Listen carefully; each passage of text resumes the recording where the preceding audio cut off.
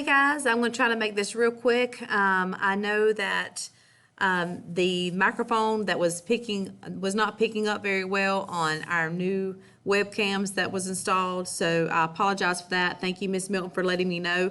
So I'm going to try to make this a very quick, condensed compilation of those videos so that everybody can be on the same page.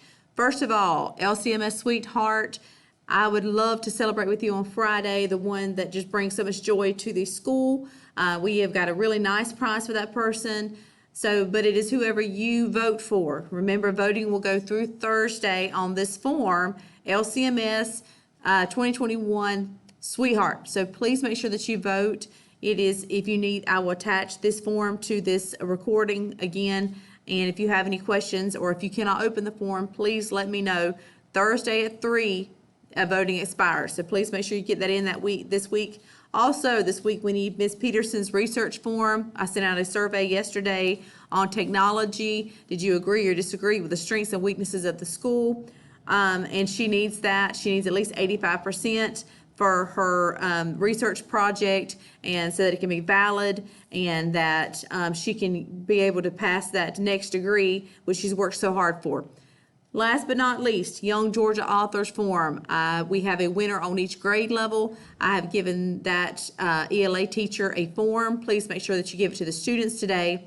Remind them to bring it home. I need that form back by Monday. I also need you to print out a paper copy of their piece to attach to the back. So thank you for that. So one more time, this week we have LCMS Sweetheart form, Ms. Peterson's research survey, and Young Georgia Author forums for our ELA teachers. Now let's talk about next week. Next week, Monday, we have a holiday, whoop, whoop. And then on Tuesday, we'll start our B course in Edgenuity. So if you have a student that comes in after that date, then they will not go to your standard Unit 5. They'll be in a B course, but please don't worry. If I place a student in a B course, I will assign you that course and I will email you telling you where to go find that student's grades. I also wanted to mention, since we've had so much transition between virtual and face-to-face, don't forget to go and to clean up your classes so that you can find your students a lot easier. Go into Edgenuity under Students, Manage Classes, and see if you have the right students in here. If you cannot find a student that you were looking for, it may be just as simple as to go here and to type a student, and we don't have a page. Type a student and see if we can find them that way. Oh, I'm sorry.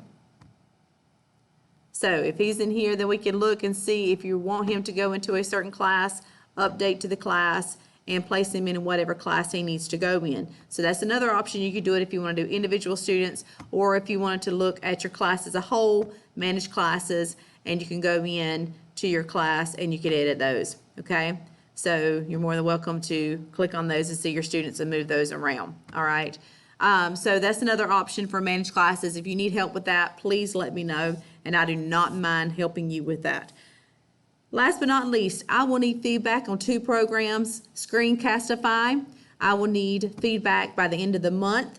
So if you get a chance, please make sure that you are using this at least a couple of times to see if you like it. Some of the recorders are a lot easier. Some of them, this has a little bit more of a full chance to edit and that kind of stuff. So I just need feedback on if you like Screencastify or not by the end of the month. And the last but not least, eSpark. I did several different modules and all for this after I went to the technology conference. And so anyway, this is normally a really expensive program. It is meant to differentiate to the point where it can reach reading and math where they need it. And it does look very elementary, so I wanted to show you, if you actually look at some of the things, I did a quiz real quick, some of the things that they cover goes all the way up to their materials, 9th grade. I want to show you what happened if they missed something so it wouldn't make them feel bad. But, I mean, even the things, that's a pre-test. So if you look at, so some of the stuff I think our students could use. Introduction to Exponents is a pretest that you actually get in middle school when they go there.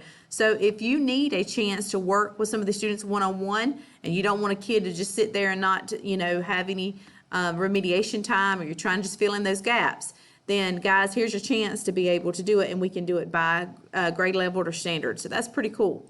So anyway, I'm not saying you have to use it. You are the teacher, and I respect what your choices are. But if you need something to help meet the students where they are, then eSpark is something that we can use. You can put it on Clever as an app. I would not, I'm not going to download the app for the district yet because we have not bought it. But we have this until the end of the year, so maybe it would help for those moments that we just need to take a minute and breathe and work on one-on-one.